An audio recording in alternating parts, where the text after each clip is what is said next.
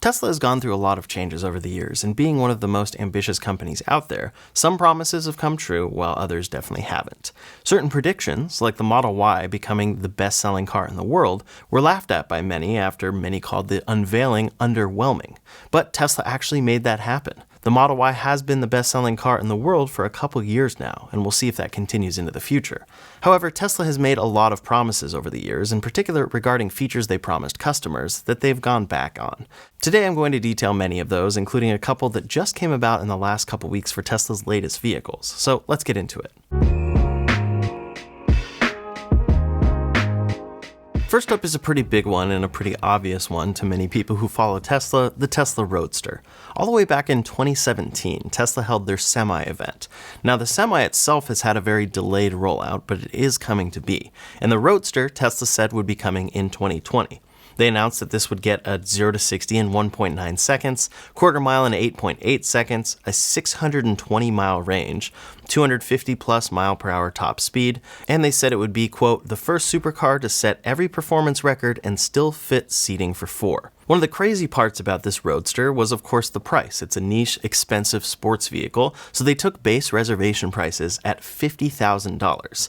Then they also took foundation Roadster reservations, which required a full $250,000 deposit. Adjusted for inflation, that $50,000 is now about $62,225 today, and that $250,000 is a little over $311,000. Alternatively, if you had put that money into Tesla, it's a little bit crazy. That $50,000 would be $670,741 of Tesla stock today, even with the stock being down as of late. And then if you had instead put $250,000 into Tesla stock, that would be worth over $3 million in Tesla stock today. Of course, that's how investing works. Hindsight is always 20/20. But the point is, as of May of 2025, there is no word on if this car is ever coming to be, and Tesla took these expensive reservations for it. Elon Musk has referred to this car as, quote, the cherry on the icing on the cake, indicating that it is not at all Tesla's priority. And as of late, they're very much laser-focused on the Cybercab. In fact, when it comes to drivable cars, they're really only planning to make cheaper, stripped-down versions of the Model 3 and Y, as far as we know. So the Roadster being added into this plan seems extremely unlikely, especially with the Cybertruck, because the Cybertruck has been ramped up and just is not doing as well as Tesla expected with sales. So at this point, it almost seems like the Roadster is something that will absolutely never come from Tesla. But every few months, they do give us a little bit of a teaser update and say they're working on the engineering and it's going to be amazing. It's going to have this SpaceX package and all of these things. It's just a question of when. And when we really look at what makes sense for them as far as bringing a new vehicle to market, it just seems like the Roadster never fits into their future plan. Another aspect here is that Tesla gave Roadsters away, or at least credit towards Roadsters, as referral rewards to people referring Tesla customers back in the day. For many people who referred many Tesla customers, they earned themselves an entire Roadster, or even multiple. So will those ever come to these people who referred a ton of customers to Tesla? That remains to be seen. Another detail here for its development is that on Tesla's earnings reports, they always detail their vehicle assembly plans, and the Roadster for years now has said in development. Now they have updated this to simply say design development, which somewhat seems like a step backwards. But next comes a pretty big thing for customers, and that is the Cybertruck and its top range and price. When the Cybertruck was originally announced, the top spec version was supposed to get a 500-mile range and come in under $70,000. Both of those points would have been incredible for this car, and I think if they had hit that, the Cybertruck would have no problem selling today, even if people don't really care for its design. But back in 2019, Tesla announced a tri-motor version with 500 miles at $69,900, and in reality, this top spec came with tri-motor at 320 miles of range for $100,000. But at the announcement event, Tesla announced a $16,000 range extender for the Cybertruck to boost its range by approximately 130 miles. That would make it a 470-mile range, which isn't all the way to 500 miles, but is getting us closer to that goal. The thing is this wasn't ideal. It actually takes up about a third of the bed space. So I personally doubted we would never see this from Tesla. Something that gets tacked on like this after the fact and really stays there is just not what they're going for. However, they repeated that this was coming, and reports say they actually did entirely work on the engineering for this, even though we only got one concept photo from Tesla ever. If you don't know about the inside of Tesla at all, it really seems like something they made a concept photo for, took some orders for, and then never actually worked on. But reports from people who have talked to people at Tesla say they did very much work on this and work on the engineering of it, and then unfortunately, it got canceled. Before it got canceled, Tesla dropped its range to 445 miles, which was unfortunate, and then they pushed it back from late 2024 to early 2025, then to mid-2025, removed it from the configurator so nobody new could order it, and then finally in May of 2025, they canceled the range extender entirely and offered refunds to customers who had placed deposits. In their email, they said, quote, "We are no longer planning to sell the range extender for Cybertruck." So not only did that originally announced range from 2019 never come to be, but the planned version of it that came with a range extender also has not come to be. And this is very unfortunate for customers who maybe were planning to get this. I know some people were probably hoping they'd have a couple years with the Cybertruck, or maybe less since this was expected originally in late 2024, and they would get a range of around 300 to 340 miles depending on their trim.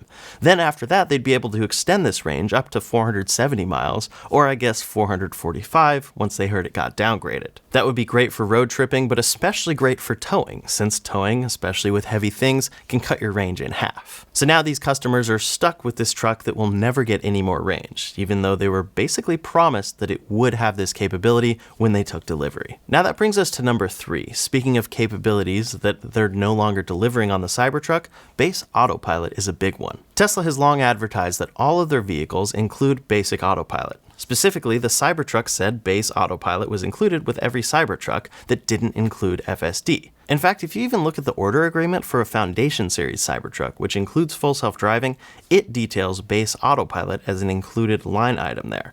Of course, this is alongside other line items like the included 20-inch wheels, which physically come with the car. Until now, the Cybertruck has shipped without auto steer or autopilot of any kind, and we've expected that this would come to be in a future software update, just like Tesla always does. It was also expected since it took them about a year to deliver full self-driving on the Cybertruck, but now Tesla says that this is not coming whatsoever. Quote, "Auto steer will not be available for Cybertruck outside of full self-driving supervised." So unless customers purchase the full self-driving package, which is $8,000 or $100 per month as of right now, they will not have this normal autopilot capability that comes with every other Tesla vehicle by default. In return for this, Tesla has somewhat compensated owners by giving them a 1-year trial of full self-driving, which is great, but after that 1 year, this car is not going to include a feature that they paid for, and Tesla said was included on the motor vehicle purchase agreement. It's kind of the same as this car simply not coming with the 20-inch wheels that Tesla said it came with, and I'm curious to see how this works legally. Even as somebody who uses full self-driving a lot of the time, there are times when it's just nice to use auto steer on a road, so you don't have to worry about when it's going to change lanes. So there are situations where I'm even disappointed I will not have autopilot, even as someone who has full self-driving, and I expected that it would come in time. There's usually 3 levels to your autopilot screen. You have your traffic-aware cruise control, autopilot, and then full self-driving above that, and you can click between them fairly easily. Now there are only ever going to be 2 options, and the second one you have to pay for. So I can only imagine what it's like for somebody who bought this car and did not get full self-driving and were just hoping to get their normal autopilot feature in the future. It's not arriving, and that's really, really weird to see from Tesla, since autopilot has been on all of their cars for years. The Cybertruck is their latest and greatest vehicle, and it's not getting a feature that they've delivered for years. MKBHD always reiterates, never ever buy a tech product based on the promise of future software updates.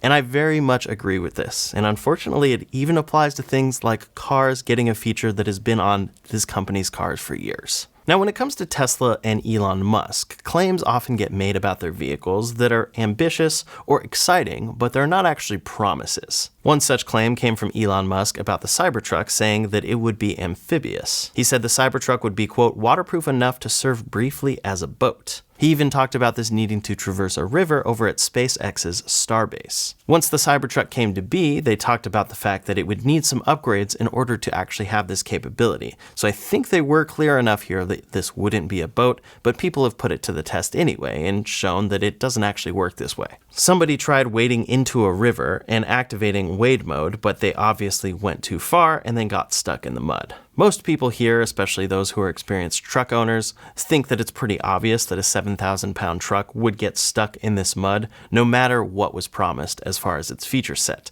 But still, they activated wade mode and then very much got stuck. This other channel on YouTube also did some very deep water testing with the Cybertruck and its wade mode, and here it was actually pretty impressive as to how it performed. The water level got up to the windshield and the doors, and the Cybertruck continued to drive through this area, but they did have some issues with power controls after the fact, so of course it's not perfect. Especially considering the canceled features we've already seen on the Cybertruck, it doesn't seem that an actual ability for this to be upgraded with official seals that make it waterproof are coming anytime soon. But next up is a big one for Tesla, and that is full self-driving. Full self-driving is one of the biggest parts about Tesla and the biggest part of their future as a whole, but they have promised this for a long time.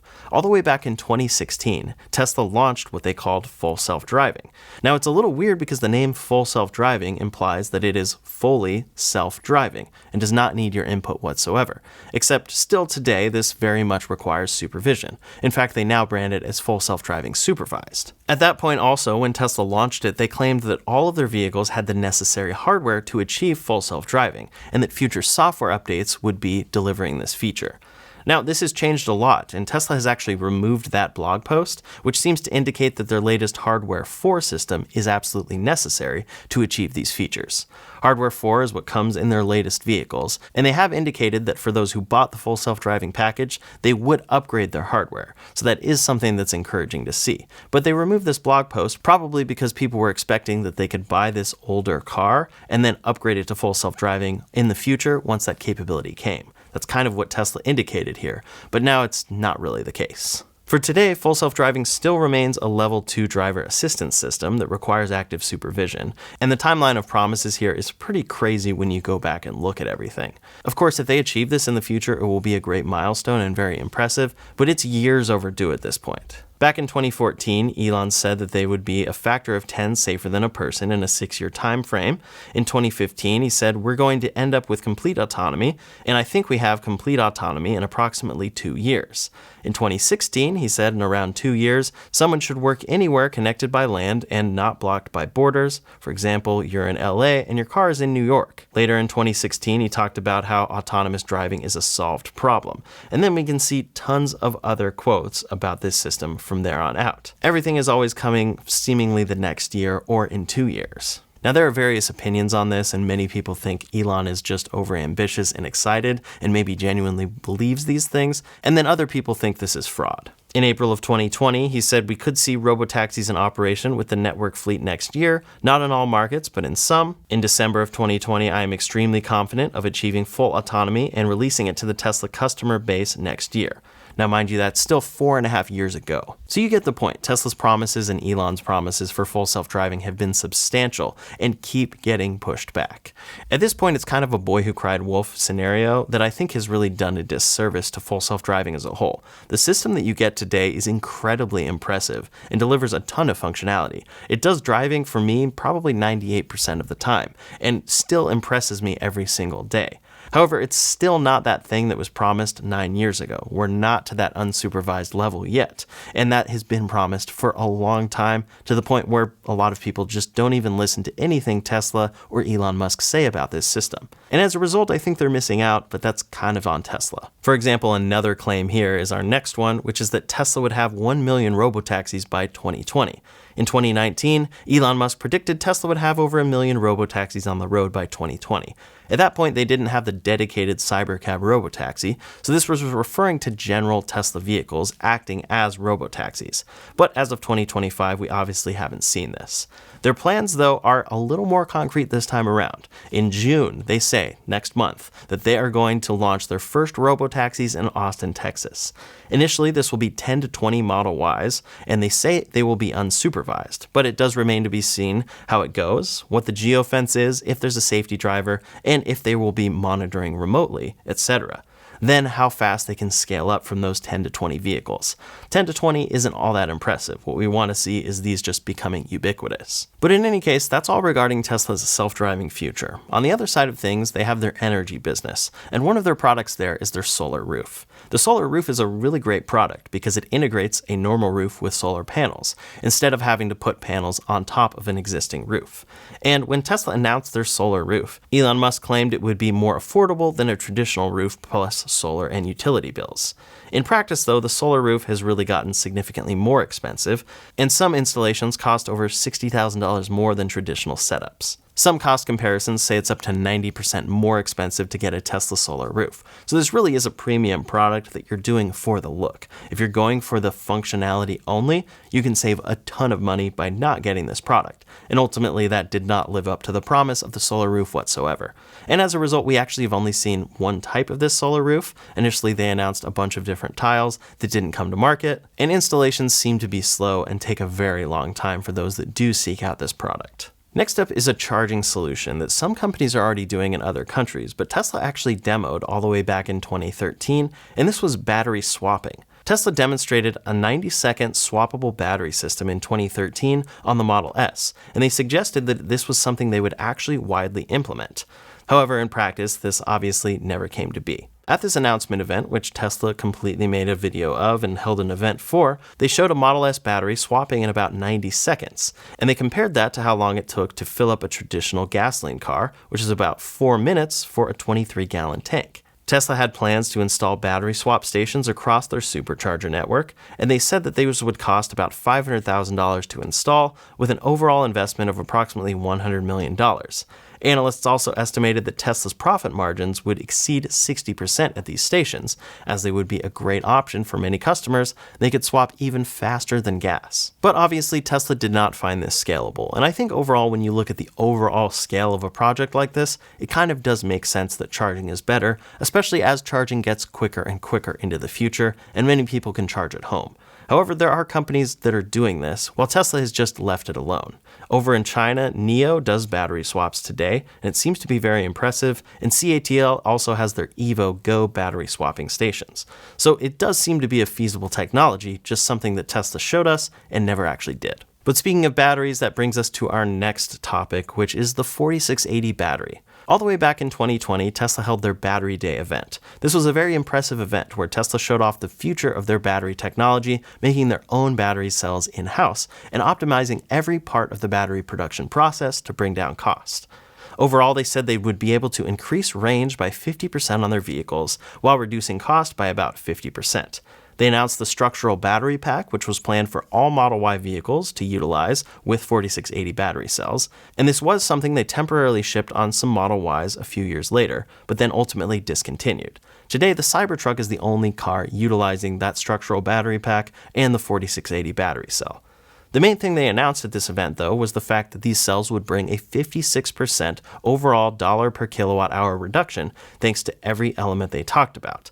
But in reality, there have been tons of delays. Tesla does seem to be on this path, though, so it's not something they've simply canceled or left alone or completely ignored. It's something they're working on, it's just taking them far longer than they expected. Just recently, Tesla said that their 4680 cells made in-house cost less than suppliers, at least locally in the US, which is a big milestone, but of course that's still a ways off from a 56% cost reduction.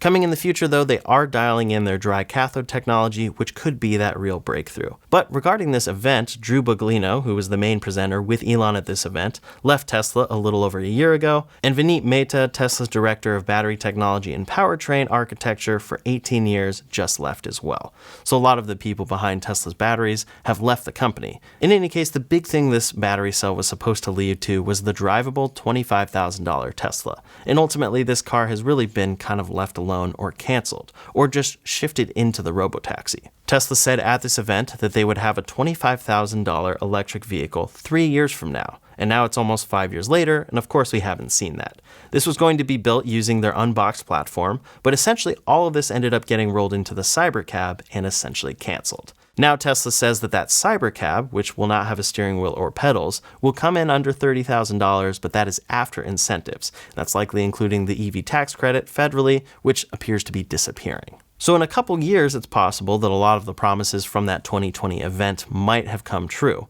but overall, it's taken way longer than they expected. Now, last up today, we have a big claim from Tesla, which is a big one that we've seen go the opposite direction.